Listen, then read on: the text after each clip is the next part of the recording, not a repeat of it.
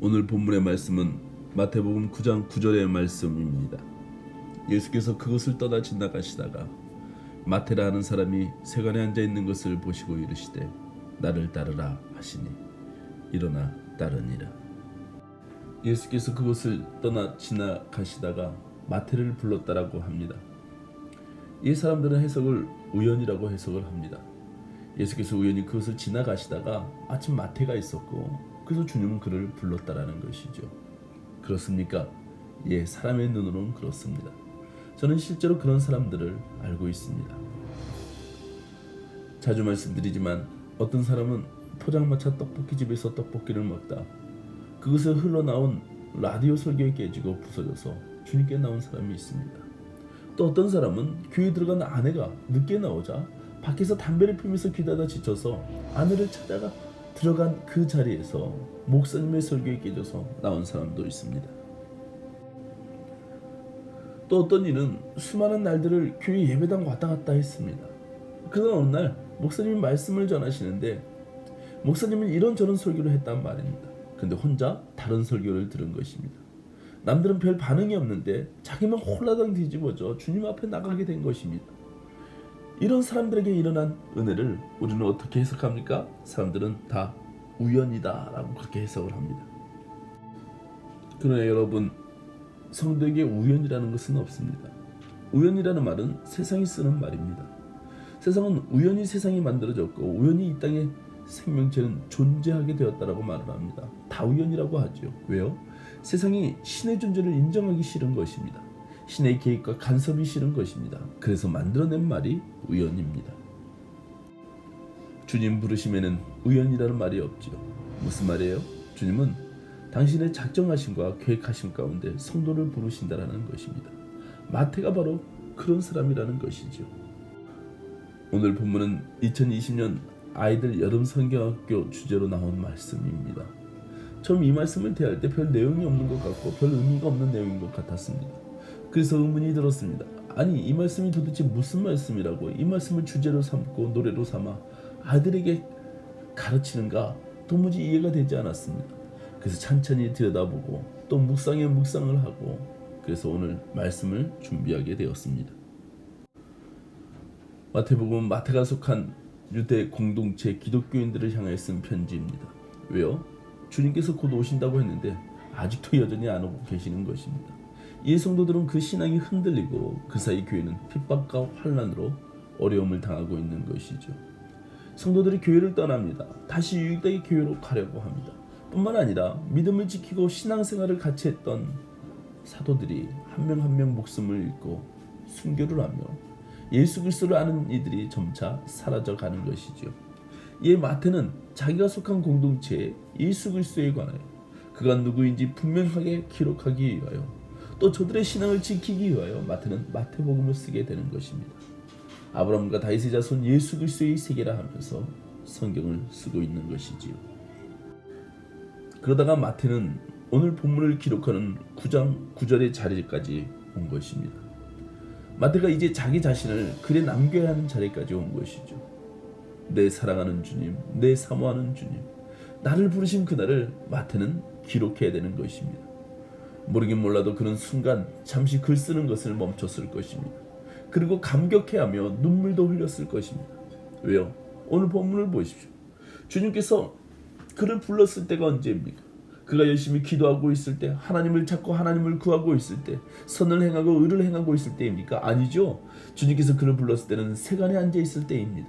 오직 자신의 일신의 안녕을 위해서 사람들에게 부당하게 세를 받고 착취하며 그 딸랑거리는 동전을 기뻐하고 세고 있었을 때입니다.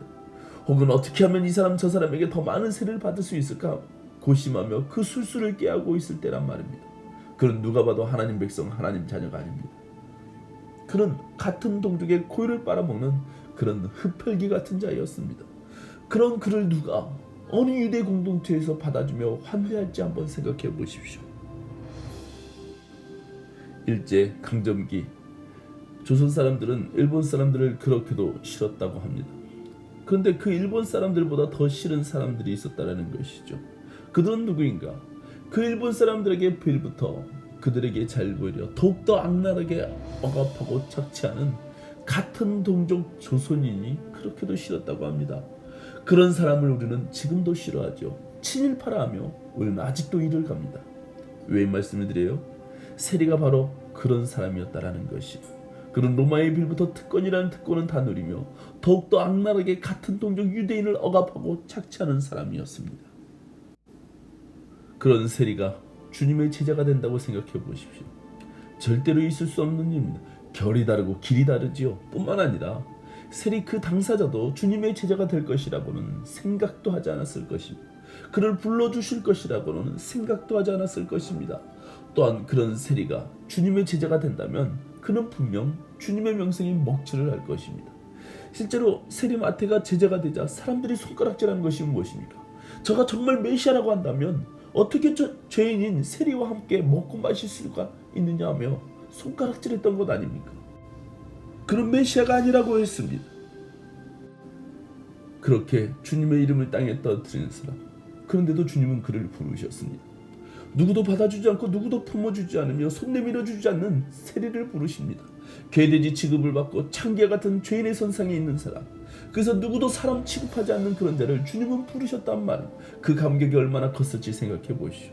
그때를 회상하며 마태는 오늘 본문을 기록하고 있는 것이죠. 왜 말씀을 드려요? 다른 것 아닙니다. 늘 말씀드리는 것은 이것입니다. 당신이 누구여도 어떤 사람이어도 상관이 없습니다. 백성의 고유를 빨아먹는 흡혈귀 같은 이가 주님의 제자가 됩니다. 사람들에게 덫을 놓고 올문을 놓아 사람을 헤어날 수 없는 함정에 빠뜨리고 그것을 억압하고 착취하는 고리대금 업자 같은 이가 부르심을 받고 주님의 제자가 됩니다. 그러니 당신에게도 구원의 길은 열려있다라는 것이. 사람들 중에는 나 같은 것이 교회 다닐 수 있을까? 예수 믿을 수 있을까? 하는 사람들이 있습니다. 왜요? 자신은 누가 봐도 크나큰 죄인이라는 것이. 내 안에 있는 것 끄집어내면 사람들은 다 도망칠 것이고 나를 피할 것이라는 것입니다. 그러면 여러분, 존 뉴턴이라는 사람을 기억하십시오. 그는 노예 상인입니다. 사람을 개돼지 취급하며 팔았던 사람입니다. 아프리카 땅에 그처럼 신성 모독을 하는 사람은 없었습니다. 그가 교회를 다닌다고 한다면 그런 말미암아 하나님의 이름은 세상 가운데 분명 모독을 받을 것이 틀림이 없습니다. 그럼에도 불구하고 하나님은 그를 부르시고 당신의 백성, 당신의 자녀로 삼으셨습니다. 그런 그를 통하여 하나님의 이름이 땅에 떨어졌습니까? 아니요. 하나님은 지금도 그를 통하여 영광을 받고 계십니다. 그의 찬양 어메이징 그레이스, 나 같은 죄인 살리시는 이를 모르는 사람은 없고 그 찬양으로 많은 사람들이 주님께 돌아오더란 말입니다. 그러니 구합니다. 주님께서 나를 따라오라 하십니다. 그러니 세간에서 나오십시오. 주님께 나오십시오. 모든 더럽고 냄새남 가운데도 나오십시오. 가슴침과 애통으로 나오십시오. 그리고 나로 말미암아 하나님의 이름이 모욕을 받을 것이다라고 하지 마십시오. 주님은 당신이 무엇이든지 다 알고 계십니다. 지난날 당신이 누구였고 어떤 사람이었다는 것을 다 아십니다. 당신의 크고 무서운 죄악도 분명 다 아십니다. 그럼에도 불구하고 주님께서 당신을 부르시는 것은 주님은 당신의 지난날 말을 알고 있는 것이 아니라 앞으로도 당신이 누구인지도 알고 있기에 부르시는 것입니다. 당신을 향한 계획이 있고 뜻이 있어서 부르신다라는 것이. 마태가 세간에서 동전을 세고 있었습니까? 마태가 어떻게 하면 사람들에게 많은 세를 받을 수 있을까 고심하고 있었습니까?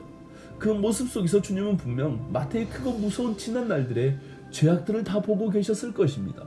동시에 주님은 먼 훗날 당신 없는 그날 마태가 마태복음을 쓰며 어떻게 하면 세상 가운데 핍박 가운데 흔들리는 성도들을 붙잡아 줄 수 있을까?